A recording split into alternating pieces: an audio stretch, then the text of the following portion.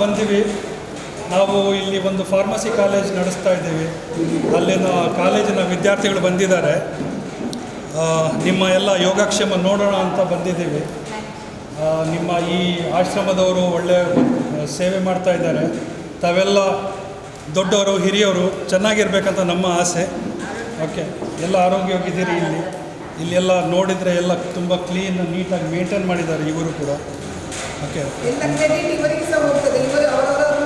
ಒಳ್ಳೆಯದು, ಉತ್ತಮ. ನಮ್ಮ ಕೆಲಸ ಬೇರೆ ಯಾರೂ ಮಾಡೋದಿಲ್ಲ. ಆದರೂ ಕೂಡ ಒಂದು ಆಶ್ರಯ ಒಂದು ಸಿಕ್ಕಿದೆ. ಇದು ದೇವರ ಒಂದು ದೊಡ್ಡ ಆಶೀರ್ವಾದ ಅಂತ ಅಂದ್ಕೋಬೇಕು. ನಾವು ಕೂಡ ನಿಮ್ಗೆ ಒಮ್ಮೆ ಯೋಗಕ್ಷೇಮ ನೋಡಿ ನಿಮಗೇನಾದರೂ ತೊಂದರೆ ಕಾಯಿಲೆಗಳಿದ್ದರೆ ನಿಮ್ಮೊಟ್ಟಿಗೆ ಇಂಪಾರ್ಟೆಂಟ್ ಏನಾದ್ರು ನಿಮ್ಮ ಮತ್ತೆ ಮಾತಾಡೋಣ ಅಂತೇಳಿ ಬಂದಿದ್ದೀವಿ. ನಮ್ಮ ಎಲ್ಲ ಮಕ್ಕಳು ಬಂದಿದ್ದಾರೆ. ನಮ್ಮ ಮಕ್ಕಳಿಗೆ ಎಲ್ಲ ನೀವು ಆಶೀರ್ವದಿಸಬೇಕು. ನಿಮ್ಮೆಲ್ಲ ಆಶೀರ್ವಾದ ಇದ್ದರೆ ಅವರು ಮುಂದೆ ಬೆಳೀಬೇಕು. ಅವ್ರಿಗೂ ಒಳ್ಳೆ ಇದು ಬರಬೇಕು, ಇಂಥ ಕೆಲಸ ಮಾಡೋಕ್ಕೆ ಒಂದು ಅವಕಾಶ ಸಿಗಬೇಕು ಅಂತ ಹೇಳಿಬಿಟ್ಟು ಇಲ್ಲಿ ಬಂದಿದ್ದೀವಿ. ತಮ್ಮ ಏನಾದರೂ ಪ್ರಾಬ್ಲಮ್ ಕಾಯಿಲೆ ಏನಾದರೂ ಇದ್ದರೆ ನಮ್ಮ ಮಕ್ಕಳು ಹೇಳ್ತಾರೆ. ನಿಮ್ಮ BP ಮತ್ತು ಶುಗರ್ ಟೆಸ್ಟ್ ಮಾಡ್ತೀವಿ ನಾವು. ಏನಾದರೂ ಕಾಯಿಲೆ ಏನಾದರೂ ಇದ್ದರೆ ಅವ್ರು ಕೇಳ್ತಾರೆ. ಅವ್ರ ಜೊತೆಲಿ ಮಾತಾಡಿ. ಓಕೆ, ಅವರು ಏನಾದರೂ ತೊಂದರೆ ಇದ್ದರೆ ಹೇಳಿ, ಏನು ಪ್ರಾಬ್ಲಮ್ ಇಲ್ಲ, ಆಯಿತಾ?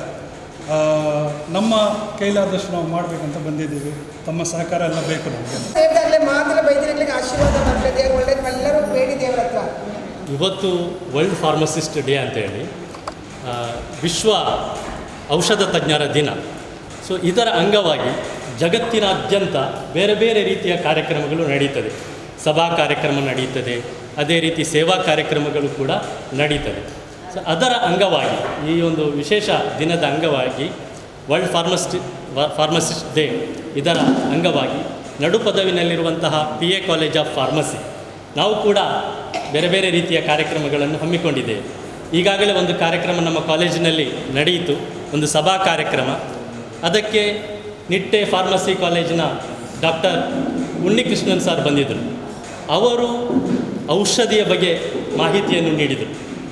ಚಿಕಿತ್ಸಾ ಕ್ರಮಗಳು, ವಿವಿಧ ರೀತಿಯ ಚಿಕಿತ್ಸಾ ಕ್ರಮಗಳು, ಅದು ಯಾವ ರೀತಿ ಈ ಜಗತ್ತಿನಲ್ಲಿ ಬೆಳೀತಾ ಬಂತು ಚಿಕಿತ್ಸಾ ಕ್ರಮಗಳು, ಮತ್ತು ಅದು ಯಾವ ಪರಿಣಾಮವನ್ನು ಬೀರ್ತದೆ ಜನರ ಮೇಲೆ, ರೋಗಿಯ ಮೇಲೆ ಯಾವ ಪರಿಣಾಮ ಬೀರ್ತದೆ ಎಂಬುದರ ಬಗ್ಗೆ ಎಲ್ಲ ಅವರು ನಮಗೆ ವಿವರಣೆಯನ್ನು ನೀಡಿದರು. ಅದರ ನಂತರ ನಾವು ಪರಿಸರ ಬೆಳೆಸುವಂತಹ ಒಂದು ಕಾರ್ಯಕ್ರಮ ಹಮ್ಮಿಕೊಂಡೆವು. ಅಲ್ಲೇ ನಮ್ಮ ಕ್ಯಾಂಪಸ್ನಲ್ಲಿ ಗಿಡ ನೆಡುವಂತಹ ಕಾರ್ಯಕ್ರಮ. ಪರಿಸರವನ್ನು ನಾವು ಅಭಿವೃದ್ಧಿಪಡಿಸುವುದು ನಮ್ಮೆಲ್ಲರ ಆದ್ಯ ಕರ್ತವ್ಯವಾಗಿದೆ. ಪರಿಸರ ಕ್ಲೀನಾಗಿದ್ದರೆ, ಪರಿಸರ ಅಭಿವೃದ್ಧಿ ಹೊಂದಿದ್ದರೆ ನಾವು ಅಭಿವೃದ್ಧಿ ಹೊಂದಲಿಕ್ಕೆ ಸಾಧ್ಯ. ಪರಿಸರದ ಆರೋಗ್ಯ ನಮ್ಮ ಆರೋಗ್ಯದ ಮೇಲೆ ಅದು ಪರಿಣಾಮವನ್ನು ಬೀಳ್ತದೆ. ಆ ಒಂದು ಕಾರ್ಯಕ್ರಮವನ್ನು ಕೂಡ ನಾವು ಹಮ್ಮಿಕೊಂಡೆವು. ಅದೇ ರೀತಿ ಇದು ಈಗ 3ನೇ ಕಾರ್ಯಕ್ರಮ. ನಾವಿಲ್ಲಿ ನಿಮ್ಮ ಈ ಸ್ಥಳಕ್ಕೆ ನಾವು ಭೇಟಿ ನೀಡಿದ್ದೇವೆ. ನಿಮ್ಮೆಲ್ಲ ನೋಡಿ ಬಹಳ ಖುಷಿಯಾಯಿತು. ಇಲ್ಲಿ ಒಳ್ಳೆಯ ರೀತಿಯ ಸೇವಾ ಕಾರ್ಯಕ್ರಮ ನಡೀತಾ ಇದೆ. ನಾವು ಹಿರಿಯರನ್ನು ಗೌರವಿಸಬೇಕು, ತಂದೆ ತಾಯಿಯರಿಗೆ ನಾವು ಗೌರವವನ್ನು ನೀಡಬೇಕು. ಅದು ನಮ್ಮ ದೇಶದ ಪರಂಪರೆಯಾಗಿದೆ. ಆದರೆ ಅದು ಸ್ವಲ್ಪ ಈಗ ಬದಲಾವಣೆ ಆಗ್ತಾ ಇದೆ, ಕಡಿಮೆ ಆಗ್ತಾ ಇದೆ. ಪಾಶ್ಚಾತ್ಯ ಸಂಸ್ಕರಣೆ ಇಲ್ಲಿ ಬರ್ತಾ ಇದೆ. ಅದು ಈ ಸಮಾಜಕ್ಕೆ ಒಳ್ಳೆಯದಲ್ಲ. ನಾವು ಪ್ರೀತಿ ವಿಶ್ವಾಸದಿಂದ ಬದುಕಬೇಕು. ಅಂತಹ ಒಂದು ಪ್ರೀತಿ ವಿಶ್ವಾಸವನ್ನು ತೋರಿಸುವಂತಹ ಒಂದು ವಾತಾವರಣ ಇಲ್ಲಿ ನಿರ್ಮಾಣವಾಗಿದೆ. ಈ ರೀತಿ ಇಲ್ಲಿ ಬಂದು ನಿಮ್ಮ ಜೊತೆ ಮಾತನಾಡಿ, ನಿಮ್ಮ ಜೊತೆ ಕೆಲವೊಂದು ವಿಷಯಗಳನ್ನು ಹಂಚಿಕೊಂಡು, ಅದೇ ರೀತಿ ನಿಮಗೆ ಆರೋಗ್ಯದ ಬಗ್ಗೆ ಮಾಹಿತಿಯನ್ನು ನೀಡುವಂತಹ ಕಾರ್ಯಕ್ರಮ ಕೂಡ ಇಲ್ಲಿ ನಡೀತದೆ. ಒಟ್ಟಿನಲ್ಲಿ ಈ ಒಂದು ಅವಕಾಶವನ್ನು ಈ ಬೆಲ್ಮಾ ಗ್ರಾಮದಲ್ಲಿರುವಂತಹ ಈ ಸೇವಾಶ್ರಮ ನಮಗೆ ನೀಡಿದೆ. ನಾವೆಲ್ಲರೂ ಕೂಡ ನಿಮಗೆ ತುಂಬ ಆಭಾರಿಗಳಾಗಿದ್ದೇವೆ. ದೇವರು ನಿಮಗೆಲ್ಲರಿಗೂ ಕೂಡ ಒಳ್ಳೆಯದು ಮಾಡಲಿ, ನಿಮ್ಮ ಆಯುರಾರೋಗ್ಯವನ್ನು ಹೆಚ್ಚಿಸಲಿ ಅಂತೇಳಿ ಈ ಮೂಲಕ ಪ್ರಾರ್ಥಿಸ್ತಾ ಇದ್ದೀನಿ. ಇನ್ನು ಮುಂದೆ ಸಹ ನಿಮ್ಗೆ ಏನಾದರೂ ಆರೋಗ್ಯದ್ದು ಏನಾದರೂ ತಪಾಸಣೆಗೆಲ್ಲ ಬರ್ತಾರೆ ಅವರು.